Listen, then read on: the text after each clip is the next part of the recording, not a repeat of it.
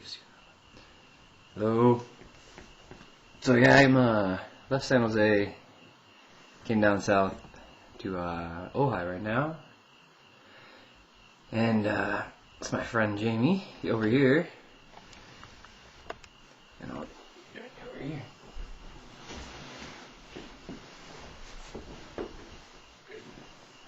So just thought we had an opportunity to collaborate. Do some collaborating. So what were we talking about? I think we were talking about degrees of synchronicity, or the frequency of synchronicities occurring, rather. Yeah. So, do you have other words for or you have an experience or other words for that type of event, or other than the kind of the lame God consciousness, which is no one understands really, but what other words do you have for that? Well, I don't know. It's sort of it reminds me of, I just saw the film The Golden Compass, and how they have everybody has their demon. The demon basically in this world means your sort of animal spirit. Okay. That's actually there next to you. It's constantly there. Have you seen the movie? D&D says seem familiar, yeah. Oh, okay. Yeah. But I think I may have seen it, yeah. The first one. I don't know. As far as I know, there's only one. I think there may be two. I mean, there's more Maybe. books. It's a trilogy, but I don't. Oh yes, they've yes. only made one movie. I haven't seen it. Okay, go on. Well, just the word demon and diamond, and the diamond being sort of what this represents, but your true voice speaking to you, and how the relationship between the demon and the diamond, and how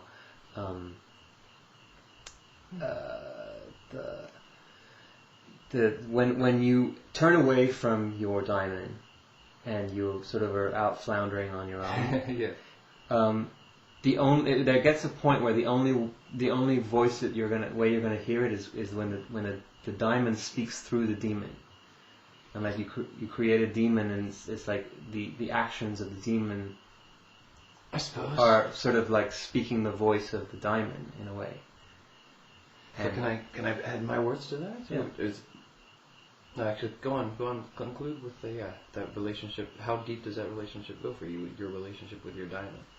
The relationship with a diamond, I think, is pretty much always been pretty good. But I'm thinking collectively, what's happening in the world today. It's sort of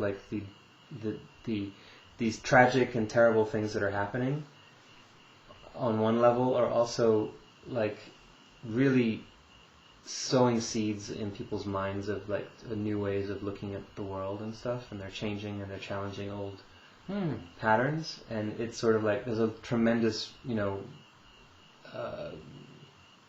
sort of cross-pollination of ideas going on, and absolutely all kinds of stuff, and it's people are changing and are transforming, they're growing, and it's sort of it's the information age, right? I mean, that's why I like to put it. The dawn of the information age, right? Well, I don't know. I would call it information, but why not? Well, I guess I'm thinking sort of a computer way, by when you say information. Oh yes. Let me kind of put the same thing that you said in my words, and that's I don't call it diamond, I call it radiance, but it's basically the same thing. And it is something that's separate from me, but that I can put inside myself and run to heal myself, and then if I'm not being mindful of my diamond, then it's often in someone else's space, right? Like an attractive woman who I'm not acknowledging in the room, or perhaps because someone's begging for it because they need a healing, or maybe it's on the where the rubber meets the road on the car in front of me. So I have a good judgment about where it is they are, but yeah.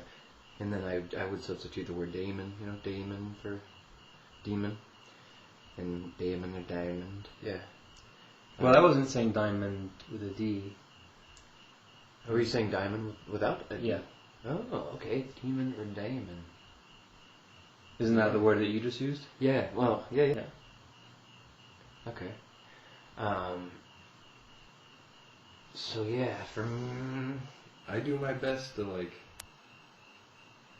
I guess my life is, since I'm not working, it's beautiful. It's like tracking my diamond, on. you know? I'm sorry, this is, I have to fix it. Alright, so anyways, when he gets back, we will, discuss the information age a little. To the dawning of the information age, when I say they, I mean Terence McKenna, says that 2012 information will be doubling in every second. So, get ready everyone. And I think YouTube has doubled or tripled the amount of information we can receive in any given second at its birth. So, like, yeah, do you see implications of this new age? Or do you see world integration, through? Well, I see it's like, there's like infinite potential, almost. Yes. And the thing is that if the prevailing winds or other forces are sort of steering you in ways that you don't necessarily want to go, it can be a little bit scary, I guess. Yeah. And I think a lot of people don't like to face it. But the thing is that as my perspective is that it's inevitable that we're going to get to where we want to go. It's just which path are we going to take to get there. And it seems kind of like sometimes we're taking kind of like, well, this is a really fucked up route.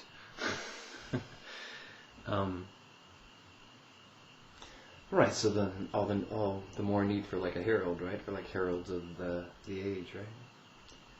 And I think that most of us, I think it's Gen X that struggles, and preceding generations that struggles more than Gen Y. I mean, I think that we should look towards Gen Y for hope and for like help and how dealing with it, because these kids are, by the time they're 11, they're celibate and like just weird shit, done with porn, done with like, it's just all available to them. So it's like they're living much faster, much quicker than we are. They're Right. They feel like my. Well, I think there's hope in. I think there's hope in all places. It's like,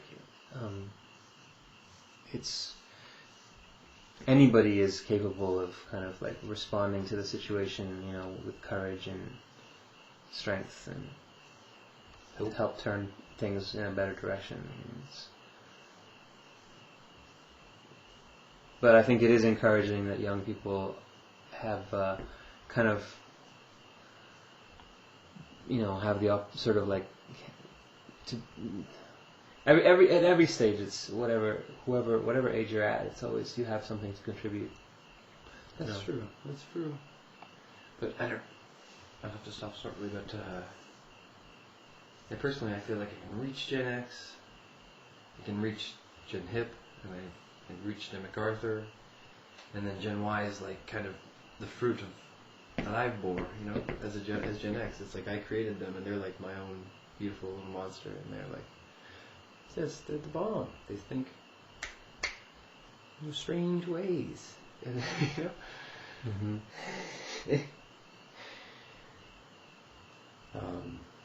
yeah, but I agree. Everyone has something to offer, absolutely. And Gen X is just like coming up. We're stepping up into power right now. And so I'll be happy to be employed by Gen Y, because they are also kind of stepping into power, but like in terms of, politically speaking. Yeah. What do you mean employed by Gen Y? Well, I have to have a part-time job and a practice, right? Can't do one or the other. You want your employer to be a generation? You want to say you do? Goodbye.